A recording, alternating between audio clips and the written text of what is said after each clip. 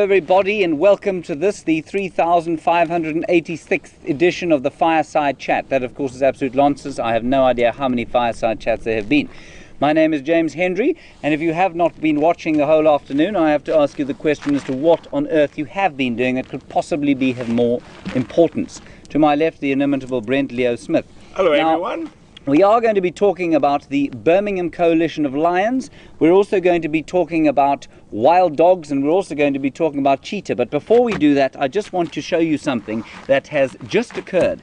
And I'm not sure if Andrew's going to get in as tight as he can. There is a tiny little hole in this log here, out of which have been emerging a whole lot of little termite alates.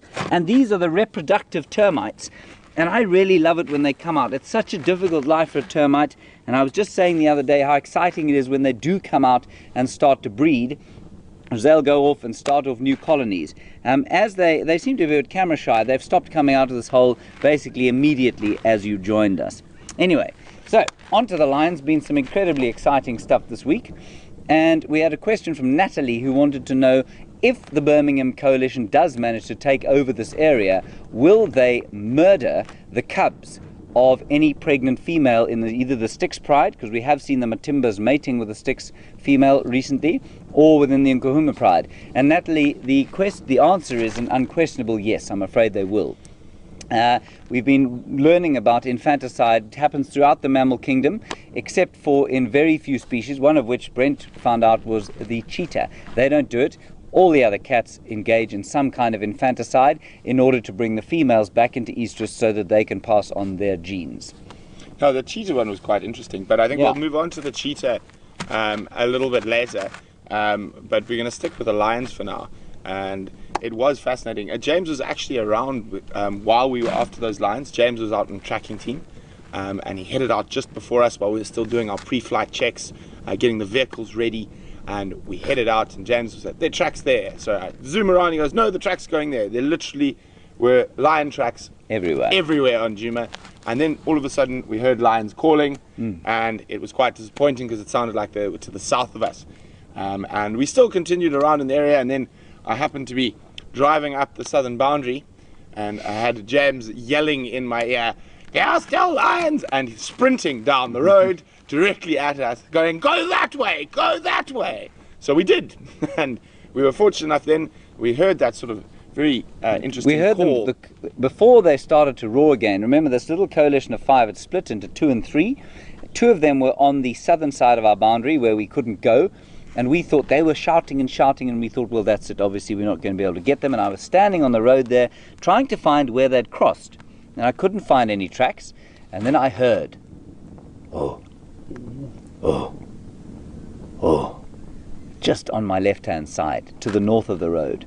And shouted at Brent, charged down the road, said, get in there, and lo and behold, he found them. It was really, really lucky, and thanks, James, for that. But the best way to show you what that sort of precursor to the roar is to show you. So here is a clip of a bit of those interactions, and we will chat about them a bit more after the clip. So enjoy the clip.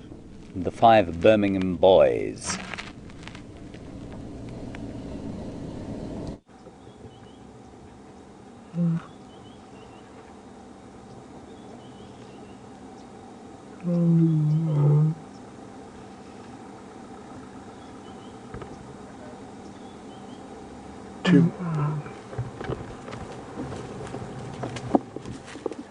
And I'm so excited. This is my first glimpse of the Birmingham Boys. So from where we're sitting right now, the Matimbas are less than 400 meters.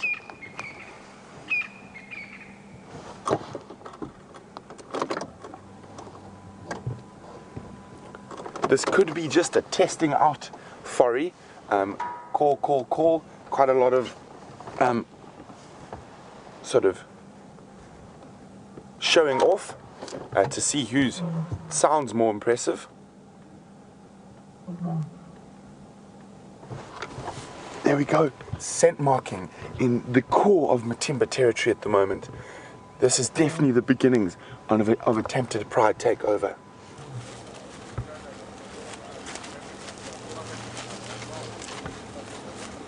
Okay, guys, Tex says he can see the Matimbas coming behind them. So really, really exciting what's going on now.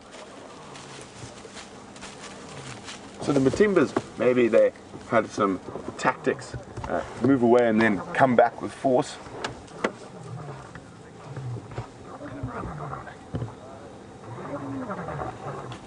That roaring we're hearing is the Matimbas. And here comes the last of the Birminghams. So what a fascinating morning it's been so far. And finally the question whether the Birminghams are really putting pressure on the Matimba coalition has been answered. And the answer is most definitely 100% yes. Hello everybody and welcome back. Welcome back to the Fireside Chat. Here is Jamie. Hello. Jamie, how are you? Good, thanks. How are you? I like the way you've done your hair this evening. Thank you very nice much. Flat. Very good suggestion on your part. Thank you. Yes, I was purely for my own benefit that I said that. So, wonderful sighting of the Birmingham males that we've just seen on the clip. And we had a question, Brent. Yes, it was from Casey in New York. So obviously a lot of that interaction was between them in the Matimba males who are further south, and that calling to and forward, and the Matimbas obviously being quite older and quite a lot older and a lot more have been dominant for a long time.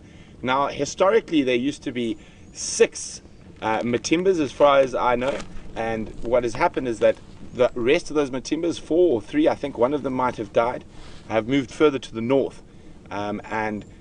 Casey's question is, would these Matimbas now rejoin to form another big coalition, sort of 5 male lions that could easily compete and push the Birminghams out? Well, Casey, I think in this situation, unfortunately not. What happens with quite a lot of these big coalitions is they do split and sometimes can be very far apart. And in this circumstance, there's actually another coalition of males known as the Salati males that are actually in between the 2 different Matimba coalitions. So unfortunately for the Matimbas, it is very unlikely that they would rejoin to form a sort of super coalition and be able to compete with the Birminghams. So unfortunately not. In other circumstances, we did see it in the Central Sabi Sands years ago with the Mapochos. When threats did come in, they would call, but they had adjacent territories and they did come together. But in this circumstance, I think they've been apart for too long. They would probably end up fighting each other. So unfortunately not. I don't think the Matimba coalition will reform into that large coalition it once was. Then a very nice question from Joanne in Naples, Florida, and perhaps you'd like to leap in here. She wants to know, would it be possible that Junior would ever join the Matimba coalition and help their daddies, basically help his fathers and uncle chase the other new coalition out of the area? Would that ever happen? And you say that it has happened in the Mara, which I think is quite interesting. I've actually never heard of that happening, Joanne, and thank you very much for pointing that out. I certainly haven't seen it here. I would think it's unlikely. That said, when the Mapocho took over here, the Mapocho coalition, what's interesting is that they did that video the other day called Blood, was it Brothers of Blood or something like that? I think it was. And they showed it at the Mapocho as 5 male lions. When they came into the area, there were 6. And one of them was much older than the others. Now, whether he was their father, I don't know. It's possible. I think at this stage that the 2 Matimbas are very established. I think Junior, well, I mean, look, he's been around for a while, I think longer than is normal. Yes, definitely. So, Joanne, it's not impossible. I'd say it's unlikely. My money would be on not, but it's not entirely impossible. What do you think? No, I agree, definitely. I think it's unlikely at this point, just in terms of the age difference between the fathers and Junior. And we have had such an interesting interaction with those lions, but looking a little bit broader and further afield, J.K. King has got quite a good question about how it is that this interaction between the lions might affect the other animals. So whether or not it might make, say, for example, the spotted hyenas a bit more skittish, or maybe the leopards picking up on all of the tension. And it is entirely possible. There's, as we saw with that interaction between the Birminghams and the Matimbas, there's a lot of vocalization, and probably the other animals will make themselves scarce. However, I don't think it's going to affect them that much. Lions are always a threat to other predators, so it could just be that they just make themselves a little bit scarce, but no more so than they might have done for any other reason. That's just my sort of take on that. I'm not sure how you feel. I think quite interestingly, and this leads us on to the next clip, you will hear and you will read that cheetah distribution is heavily influenced by the number of lions that there are in an area. Now, there are a huge number of lions in this area at the moment. We've got the Styx Pride down there with the Matimbas. We've got the Birmingham Boys roaming around here somewhere. We've got the Nkuhuma Pride at Simbambili. And yet, a few days ago, we saw 2 cheetah. And it was a really, really nice pre-long sighting. It's not often that we actually get to spend that much time with cheetah. We actually got to spend almost 2 full drives with those cheetah. So really, really fascinating. And I was lucky enough that it was me who was on both occasions on the drives with the cheetah. Jamie did come in to give us a hand, and James was around. James and Scott were helping tracking. I was really hoping we were going to catch them in a nice open area like Quarantine, galloping at full speed after an impala. We had to make do with them galloping at half speed after a warthog in a very thick area, but it's better than them just sleeping. So we're going to show you a clip now of those cheetah. So enjoy it, guys, and we'll chat a little bit more about the cheetah after the clip.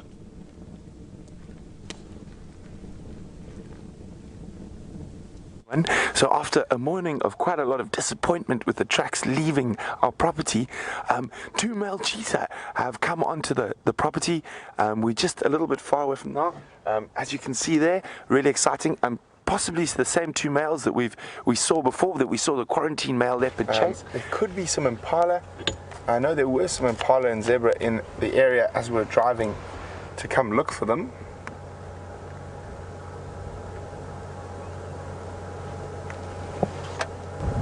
Now there's an impala alarm call, and it wasn't at the cheetah. You can see the towering giraffe looking down upon the cheetah.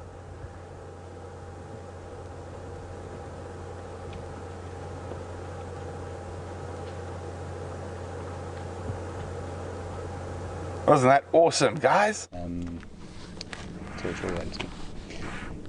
Hello everybody, welcome back from that magnificent cheetah sighting. And although it wasn't my sighting, Scott and I were bumbling around just about around the back trying to help Brent keep up with him. He managed to do a quite stunning job driving through the most horrendous bush. They didn't walk on one road the entire afternoon, and I don't think it's entirely coincidental that we had a few problems with the vehicles yesterday after those cheetah sightings. Anyway, Lynn? Oh, sorry. Yes, no, you carry on. As I say, it's very interesting that you notice when we follow lion and leopard, they always walk down the road, whereas cheetah don't. And there's actually been quite an interesting paper that was done on this, and it's due to the fact that the other predators, specifically lion and hyena, more so than leopard, are constantly use the roads as highways. So the cheetah in areas of high densities of other predators tend to not use the roads and prefer to traverse through the blocks. That's not to say they won't bump into animals there, but it is an aid to help them not bump into the other predators. So Lynn from Canada, you wanted to know basically where have these cheetah gone. I don't know. I think they certainly went east out of here, and they may have gone on to Manileti, or they may have gone to Torture to the east. But what is very interesting is that I think they're the same 2 cheetah we've been seeing here for the last little while. You've seen them? I've seen, I saw one of them, but there could well have been a second. I've seen them once before on the far northeastern boundary, which is exactly where they were heading, and you saw them twice. Yes. Twice. Yes. And I followed them for 2 full game drives. Yes, very nice for you, Brett. Now shut up.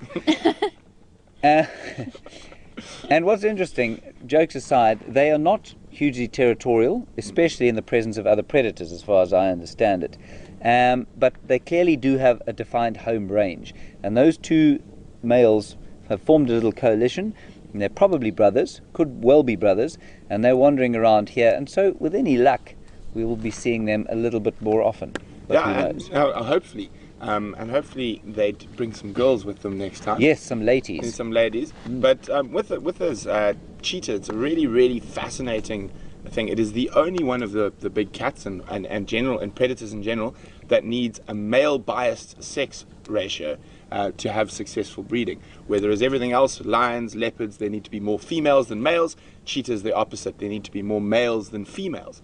And this is due to the fact there's quite a lot of theories with their very weak genetic line and that they are then the females will bypass up to 4 or 5 males before they decide to mate.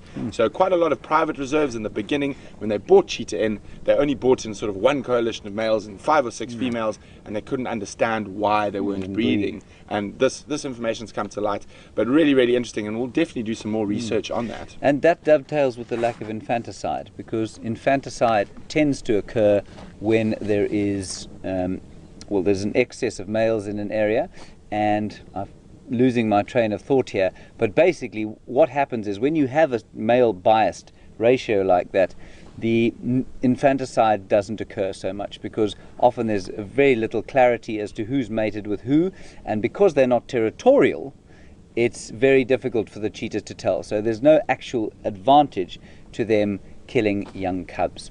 I've only found 2 recorded cases of infanticide in cheetah, and I actually saw one in northern Botswana, and the others in the Mara. Okay, that's quite interesting. Right, from one very endangered carnivore, we're going to go to the next. And you managed to find us what the other day? So, on Friday morning's sunrise safari, we actually had the most amazing wild dog sighting, and unfortunately we weren't streaming, but we did record most of it just so that we could share it with the rest of the viewers. And it was so exciting for me, because it was the first time that I've actually seen wild dogs in this area since I started working for WildEarth.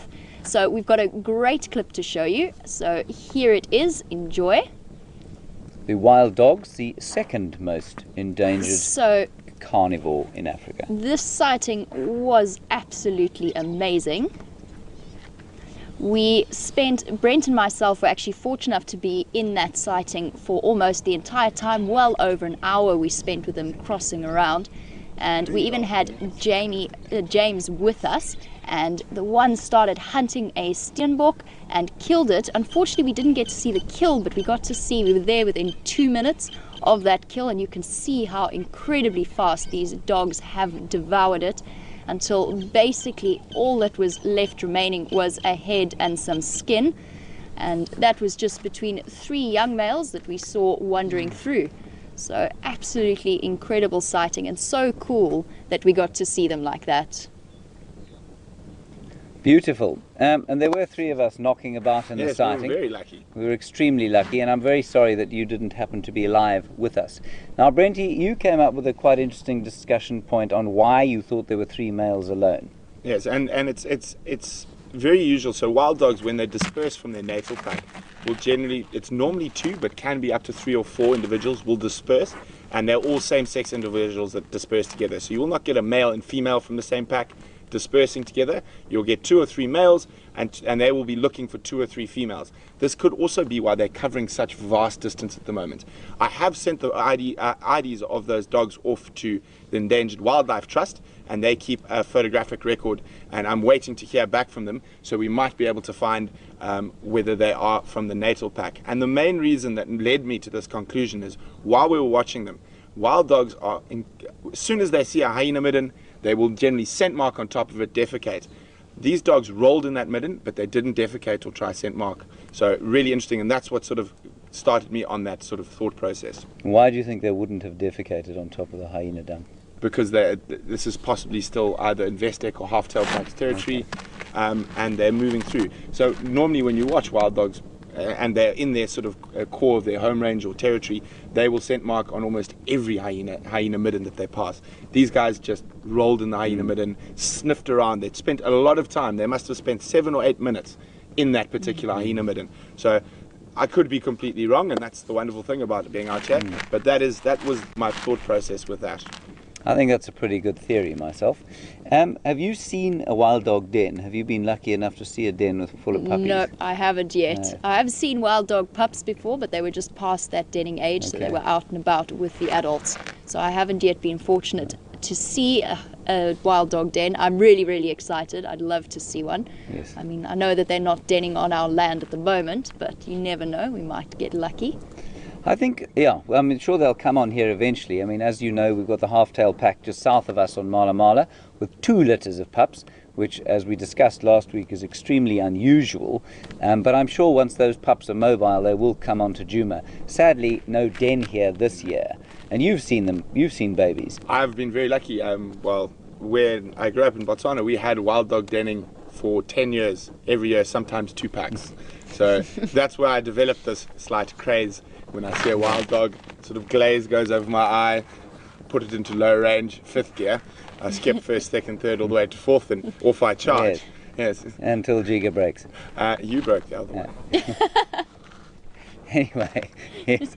So I have also seen wild dog pups, but I didn't grow up in a 400,000 hectare concession in Botswana. My experience came from Ngala, which is just north of here, and I remember my parents were staying with me at the time that I first saw the pups, and I didn't have any guests, and I took my folks out there in the freezing cold, and it was dark. It was still 4:30 in the morning, and I made them sit there and we sipped coffee on the back of the Land Rover.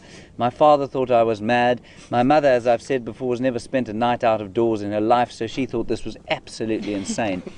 And then as the sun peeped up, these little pups came out of the termite mound, and it was the most spectacular sighting to see those tiny little babies. It's just so cute. Right. We're going to sort of start closing off fairly soon, and I'm going to do a little song, and just a little one. And there is obviously, just before I do that, there's a huge amount of competition between the predators, and I think it was quite interesting. You had the question about whether this lion interaction is affecting the other predators. I think maybe. I mean, we haven't seen a lot of leopard around. This is true. Perhaps they're avoiding it. But competition is fierce. And we do have lots of records of inter-predatory competition where predators will kill other predators. And intra-predatory competition now, where we see the Birmingham Boys have taken out, it's now 2 of the Nkahuma lionesses. 2? Well, there's I one. missed that. That was the other one was in February, which I only found out yesterday. Oh, okay. Anyway, so on that somber note, I'm going to play a slightly somber song. And I wrote this song a little while back, in fact quite a few years back, when I was looking at my bookshelf. And I had this kind of riff going on in my mind, out of tune. And I couldn't find any lyrics. And so I looked at the bookshelf, and the bookshelf had a whole lot of books on history, ancient history, and a lot about the wilderness. And so that's kind of what this little song is about.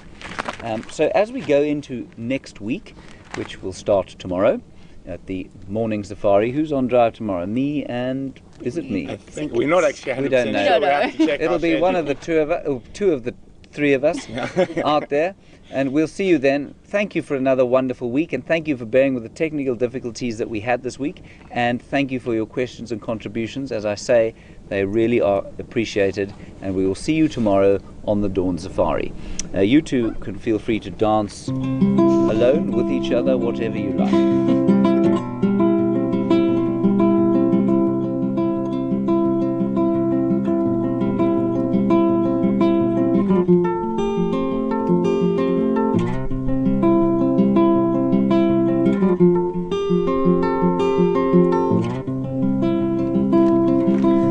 Tired soul of a king who's passed to the keeper of the tale that lasts. I don't believe that you're listening. Said the tired soul to the key-round soul, to the signs in the sky. You must hold the secrets of the builder now are leaking. Where should I be running?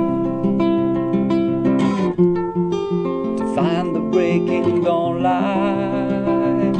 Said the keeper to the soul, you must find the code where Genesis speaks in verses. Old time's fingers left her markings in the field and all along the desert sands. Old Hiram stretched his old hand, and in the wind sanity of alchemy, a talisman must have been. Then I fell on my back, the fire's away. Clear the child and the horse pale. I hid my face until the air grew still. The sky ran clear.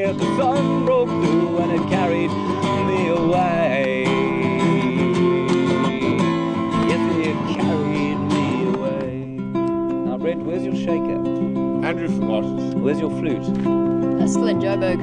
So you've got... That hasn't changed in a week. You've got 7 weeks. 7 weeks. 7 weeks. I think actually I need 2 shakers. Then 1. Said I keep it to the soul, can you see my mind? The quantum leaps speak for all time, but I don't think it's you who's listening. Said the soldier, the keeper, you can see I'm tired, so why do you talk in your riddles and rhymes? My view is slowly darkening. Where should I be running? This plague is slowly strangling. In the quiet of a valley, an old black king watched his warriors dance and sing, and he could see his old ways are fleeing. And all along the desert sands, old Hiram stretched his old hand, and in the wind, the mystery, sanity of alchemy, a talisman must have been. Then I fell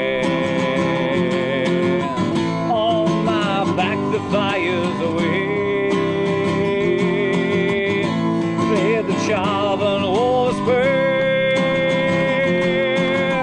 I hid my face until the air grew still. The sky ran clear, the sun broke through and carried me away.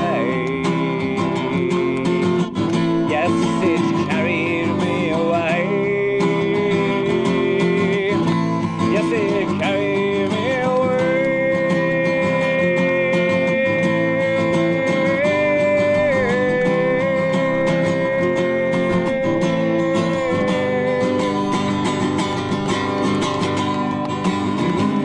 Then I fell. Nice leg drums there. Across the grass, the fires away. Clear the job and